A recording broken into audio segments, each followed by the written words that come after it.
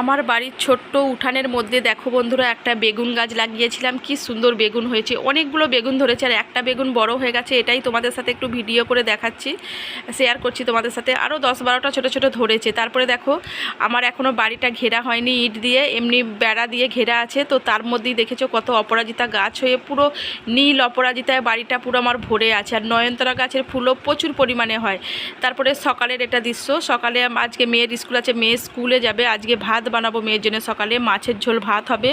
জ্যান্ত মাছ কিনে নিয়েছি, একটা লোক বিক্রি করতে এসেছিলো, পাড়াতে আসে আমাদের এখানে বিক্রি করতো, তো সেটা নিয়েছিলাম।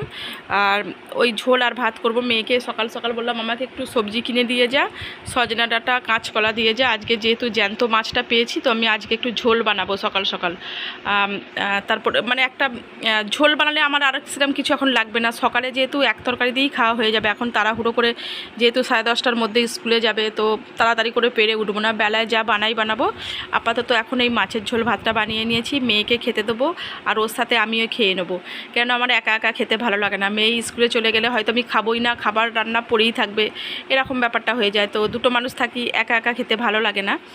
মেয়েও বলে যে মা তুমি আমার সাথে বসে পড়ো। তো ওকেও খেতে দিয়ে দিয়েছি, আমিও নিয়ে নিয়েছি। আর কাঁচকলা দিয়ে মাছের ঝোল, সত্যি জ্যান্ত যেহেতু মাছটা নয়, ভীষণ ভালো হয়েছিল টেস্টি। আর আমি অল্প মশলা দিয়েই বানিয়েছি। একসময় আমি প্রচুর মশলা খেতাম, এখন আমি অনেকটা কম করার চেষ্টা করছি। এই হচ্ছে ব্যাপার, চেষ্টাটাই সব, তাই না? তো চেষ্টা করছি, চেষ্টা করলে সবই হয়।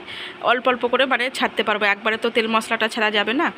আর তারপরে দেখো, এখানে আমি পুজো দিয়ে দিয়েছি। যেহেতু আমাদের বাড়িতে প্রচুর পরিমাণে ফুল হচ্ছে অপরাজিতা, আর আমার বাড়িতে শিবলিঙ্গ সকলের বাড়িতেই থাকে, আমার বাড়িতেও আছে মন্দিরের মধ্যে। তো সেটাতে আমি ভালো করে পুজো দিয়ে দিয়েছি। আর আমার মন্দিরটা যেহেতু ছোট, সেই জন্য আমি প্রদীপটা মানে নিচের দিকেই জ্বালি। তো পুজো পাঠ হয়ে গেছে, স্নান টান সমস্ত কাজ হয়ে গেছে। একটু পাঁপড় ভাজলাম, এখন 4:45 এরকম 4টা হয়তো বাজে। তো টিভি দেখছি, টিভি দেখতে দেখতে বাইরে বৃষ্টি হচ্ছে, তো ভাবলাম একটু পাঁপড় ভাজা করি।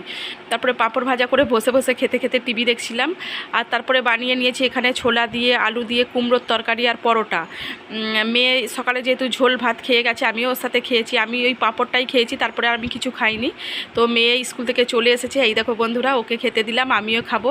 তো এই হচ্ছে আমাদের মা মেয়ের সারাদিনের একটা রুটিন, তোমাদের সাথে শেয়ার করলাম।